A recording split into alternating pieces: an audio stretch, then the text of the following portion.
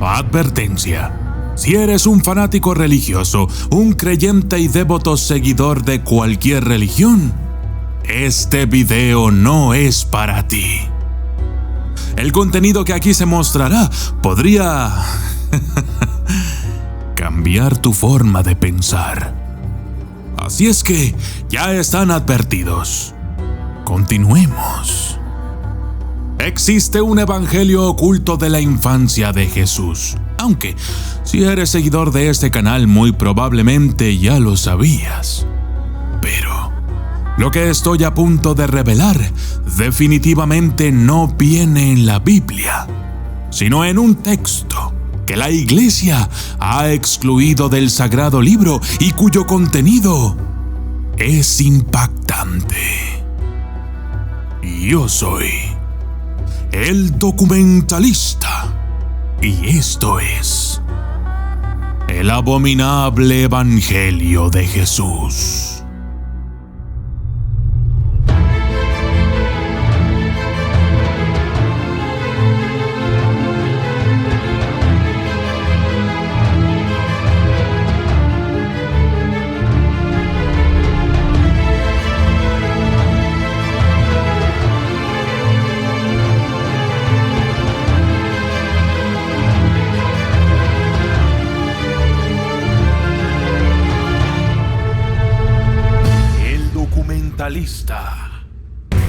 En 1945, un par de hermanos egipcios en Nag Hammadi, un área del Bajo Nilo, descubrieron un conjunto inicial de evangelios gnósticos sobre Jesús. Los investigadores descubrieron un conjunto de códices que comprendían la mayor colección identificada de documentos cristianos extrabíblicos.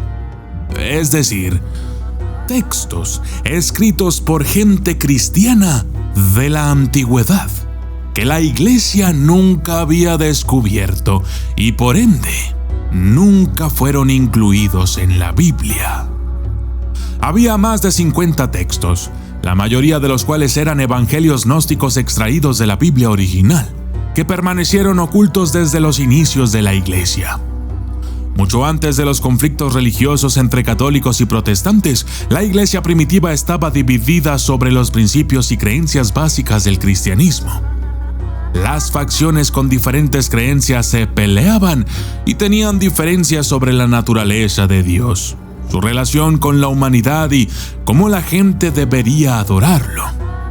De todas las ramas, los gnósticos eran considerados unos de los mayores peligros para el cristianismo ortodoxo. Muchos documentos gnósticos se perdieron durante las luchas de poder entre las diferentes teologías. Desde entonces, la Biblia cambió, incluyendo la forma en que se representa a Jesús. Así, las creencias gnósticas siguieron siendo un misterio, pero la colección en Nag Hammadi reveló nueva información sobre el cristianismo temprano. Uno de los textos más impactantes se llama el Evangelio de la Infancia de Tomás, que contiene un registro sobre la infancia de Jesús.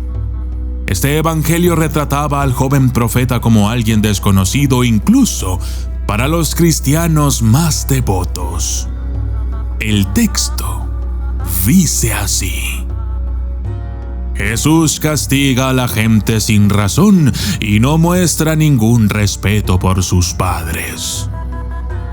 Debo hacer hincapié en que el Evangelio de la Infancia de Jesús no es una parte de la Biblia moderna, pero es un fascinante vistazo a lo que algunos de los primeros cristianos sabían acerca de la infancia de Jesús. Jesús maldice a un niño. Según el Evangelio, teniendo 5 años, Jesús recoge agua de un arroyo en pequeños estanques y realiza un milagro. Él forma gorriones de barro que cobran vida y vuelan. Sin embargo, un niño enfada a Jesús usando una rama de sauce para romper los charcos de agua que Jesús había creado. Y le dijo: «Oh, malvado, impío y necio, ¿qué daño te hicieron los estanques y las aguas? He aquí que ahora también te marchitarás como un árbol, y no darás hojas, ni raíces, ni frutos.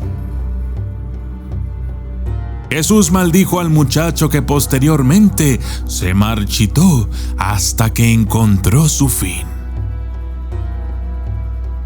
Jesús mata a un niño y ciega a sus padres también. Después de maldecir a un niño para que se marchitara, Jesús camina por el pueblo hasta donde un niño le golpea en el hombro. El joven Mesías responde maldiciendo al niño: «No terminarás tu curso». Y el niño cayó al suelo, quedando sin vida. Los padres del difunto niño van al padre de Jesús, José, y se quejan de que su hijo ha matado a 2 niños en la aldea en un solo día. Entonces, José intenta disciplinar a Jesús. José llamó al niño y lo amonestó, diciendo: «¿Por qué haces tales cosas? ¿Acaso ellos nos odian y nos persiguen?». Pero Jesús dijo: «Sé que tus palabras no son tuyas, pero por ti me callo, pero ellos cargarán con su castigo». Entonces Jesús cegó a los padres del niño.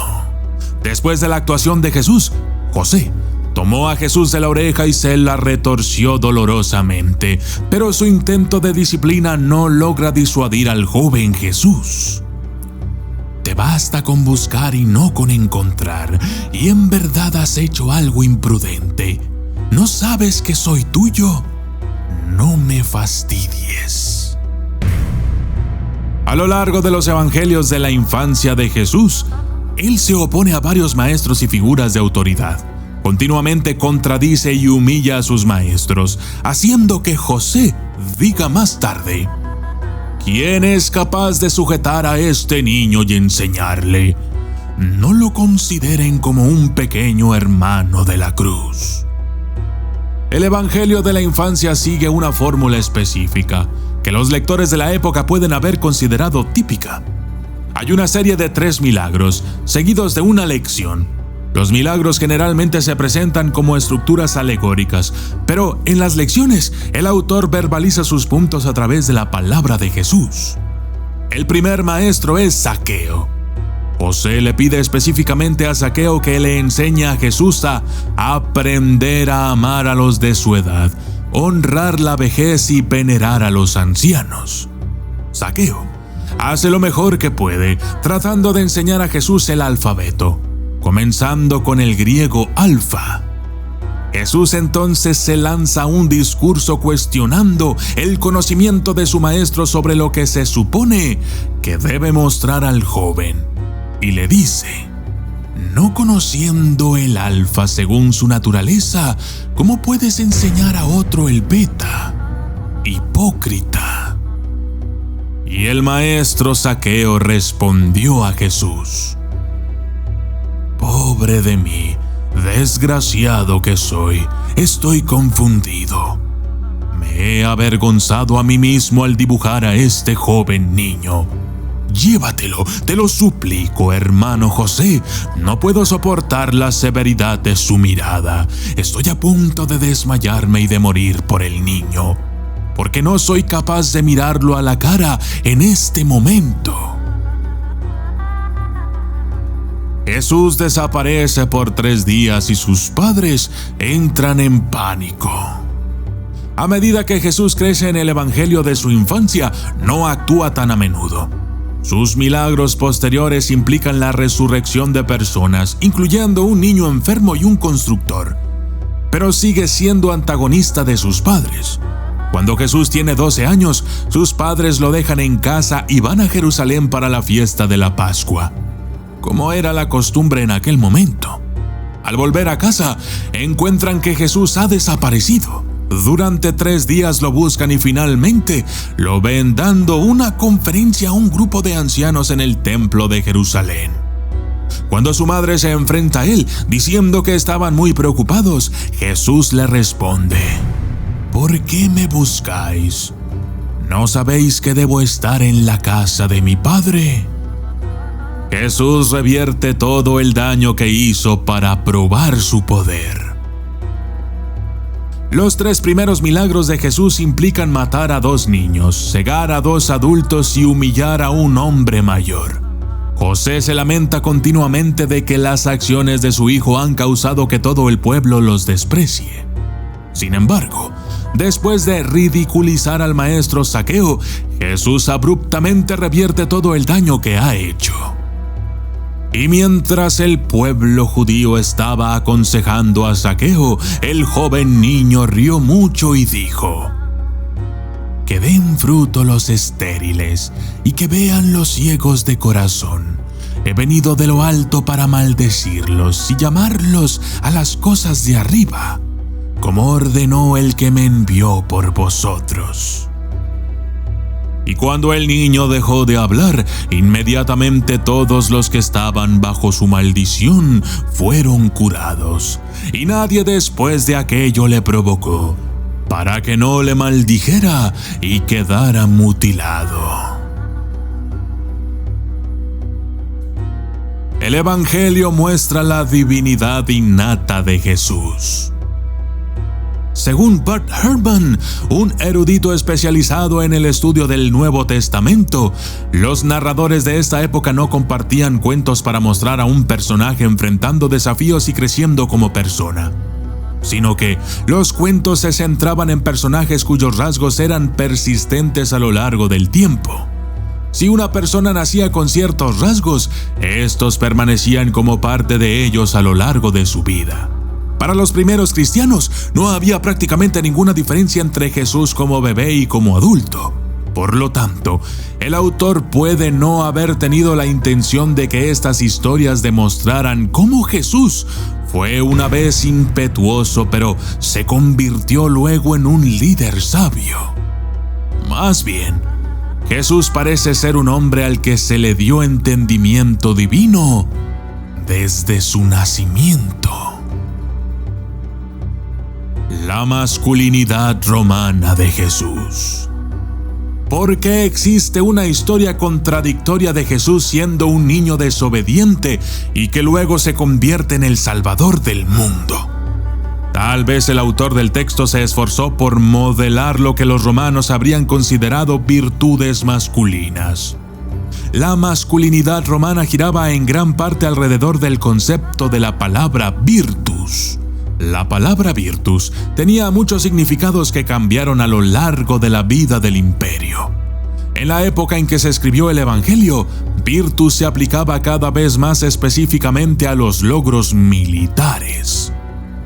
La masculinidad romana significaba la dominación de los enemigos y la capacidad de solicitar la obediencia total de las mujeres, niños y extranjeros.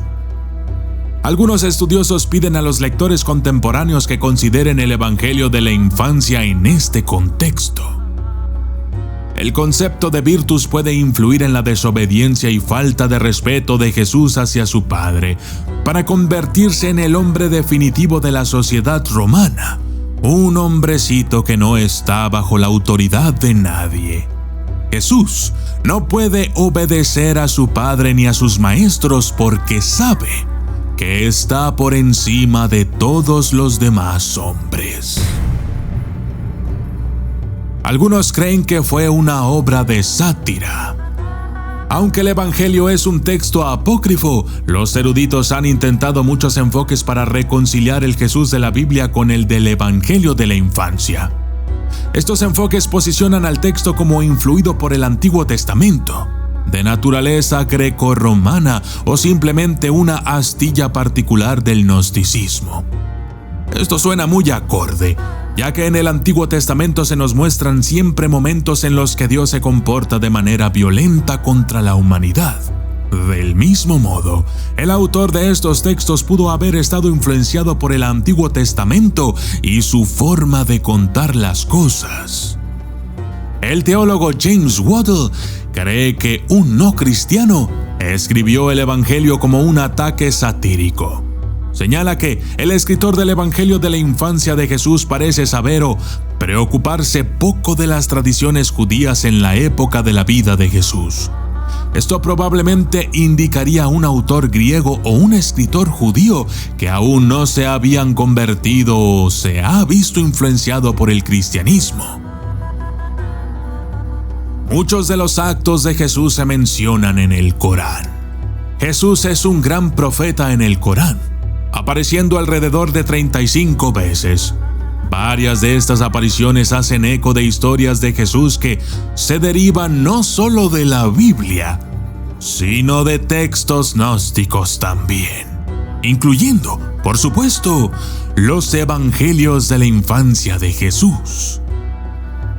La historia de Jesús dando vida a los pájaros de barro, por ejemplo, tiene eco en el Corán, en el pasaje que dice: «He venido a ti con una señal de tu Señor. Hago para ti de arcilla la figura de un pájaro, luego respiro en ella y se convierte en un pájaro con permiso de Dios». ¿Por qué aparece una extraña referencia de Jesús en el Corán que corresponde con una aparición del mismo en el Evangelio de la infancia? ¿Será que la historia es verdadera? El Evangelio tal vez fue prohibido. Los gnósticos a menudo se refieren a un grupo de místicos que creían que la materia física era mala y por lo tanto el Espíritu de Cristo no tendría su propio físico. En realidad, el movimiento era una gran y diversa colección de puntos de vista filosóficos y cosmológicos. Mientras que su rechazo a la materia era un principio básico, muchas otras creencias cismáticas les llevaron a conflictos teológicos con el cristianismo ortodoxo. Los primeros padres de la Iglesia se opusieron constantemente a los gnósticos y otros herejes, refutándolos en cartas y sermones. El poder y la influencia de los gnósticos cayó abruptamente después de la conversión de Constantino. Los obispos cristianos encontraron el poder dentro del Imperio Romano y ese poder lo usaron para hacer de las suyas, como prohibir ciertas sectas del cristianismo y los libros que sostenían todas sus creencias. De modo que entre la literatura prohibida podría haber estado el Evangelio de la infancia de Tomás. También hay otros textos que describen la infancia de Jesús. Aunque todos los evangelios canónicos incluyen historias de la infancia y la niñez de Jesús, ninguno se considera un evangelio de pura infancia. Sin embargo, en los textos gnósticos, Tomás no es el único escritor que dedica todo un evangelio exclusivamente a la juventud de Jesús. En la biblioteca de Nag Hammadi se incluye el evangelio de la infancia de Santiago, que trata del mismo periodo de la vida de Jesús. Aunque los evangelios de Tomás y Santiago son los más leídos, están lejos de ser los únicos evangelios de la infancia. Fuera de la biblioteca de Nag Hammadi existe el evangelio de la infancia sirio, la historia de José el carpintero y la vida de Juan el Bautista. Cuando el cristianismo se unificó con el Imperio Romano, los primeros miembros de la Iglesia consumieron cualquier literatura relacionada con Jesús, hambrientos de nuevos textos sobre su Señor. Como la mayor parte del Nuevo Testamento, estos textos fueron escritos al menos 100 años después de la muerte de Jesús. Muchos de ellos fueron tomados de los evangelios canónicos. Tomás, en particular, parece estar llenando un vacío específico en Lucas. En aquel momento, la gente no habría entendido esto como un plagio o una usurpación, sino más bien como una contribución tardía. Solo a lo largo de muchos siglos de debate y confusión, el Nuevo Testamento se convirtió en el texto que conocemos hoy en día. Una Biblia modificada, un libro al que le faltan textos, una compilación a conveniencia de unos pocos. Las Sagradas Escrituras no están completas, pero poco a poco, nuevos descubrimientos nacen en diferentes partes del mundo. para contarnos esas lagunas, esas partes faltantes que nos llevarán poco a poco a conocer de manera más completa la verdadera palabra de Dios. Yo soy el documentalista y esto fue el abominable Evangelio de Jesús.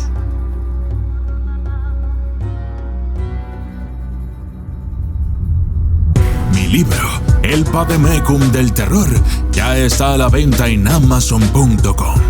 Verdaderas historias de terror, casos reales que te dejarán pensando si realmente existe ese otro mundo, el de los espíritus, el de los fantasmas y los demonios. El Vademecum del Terror hará que tus noches no vuelvan a ser las mismas. Con él, tu imaginación viajará por nuevos mundos e inexplorados territorios llenos de misterio, terror e intriga.